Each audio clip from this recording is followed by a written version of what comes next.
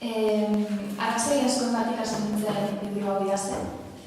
Eta olerkiak idatzi baino lehen egia esan egunerokoak idatzen dituen, bidaiatzen ari nintzela. Eta modu baten edo bestean, Pekinekokea ere eguneroko bezala idatzi nuen. Pekineko egunak eta Pekinen sentitzen nuena adierazteko. Hori alde batetik eta beste batetik euskara mantentzeko. Ni 16 urtekin joan nintzen etxetik, eta beraz lagunekin italieraz eta ingelesez hitz egiten nuen, gurasoekin gazteleraz eta unibertsitatean txinatarrez. Beraz, nire buruarekin euskaraz hitz egiteko beharra sentitzen nuen, ez galtzeko, baina baita ere nire barneko ahotsa aurkitzeko.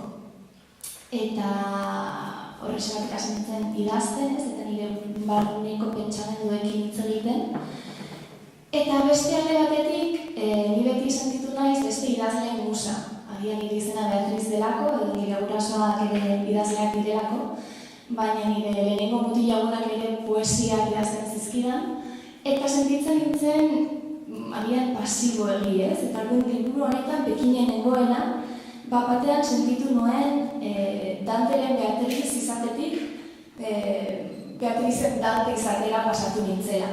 Eta nire gorputza eta nire ahotsaren agentzia aurkitu nuen olerkietan. Aldaketa pertsonal hori, beste aldetik, Pekin hiriaren aldaketarekin ere paralelismoa dauka, zeren eta Pekin momentu hartan, horretela post 6 urte, oso momentu espezial edo berezian zegoen, aldaketa asko sofritzen ari du. Eta aldaketa pertsonalak eta hiriaren aldaketak isladatzen dira nire poesietan. Eta hori da ere tradizioz jaikuaren natura, ez?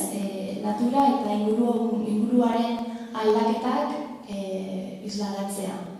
Orduan, modu simple eta zuzenean, gertatzen den momentu hori, instante hori, harrapatzea. Beraz, hori alde batetik eta bestetik, nik hori filologia txinatarra eta arte historia txinatarra ikasterakoan, ekialdeko arte asko gustatzen zitzaidan, eta pintzeladak eta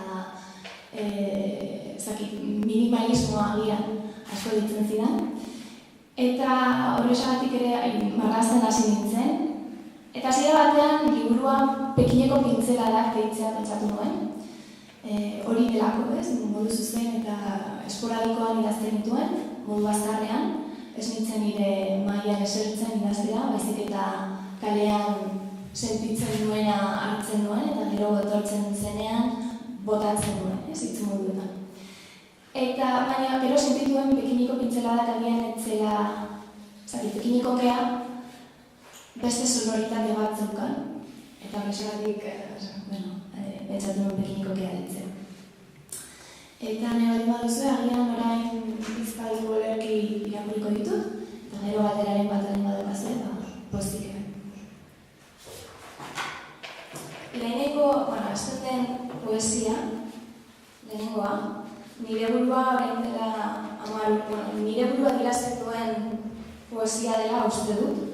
Orain dela 10 urte hasi nintzen nora ezean ibiltzen, eta uste dut horrela hasi nintzen ez dela berez. Nora ezean.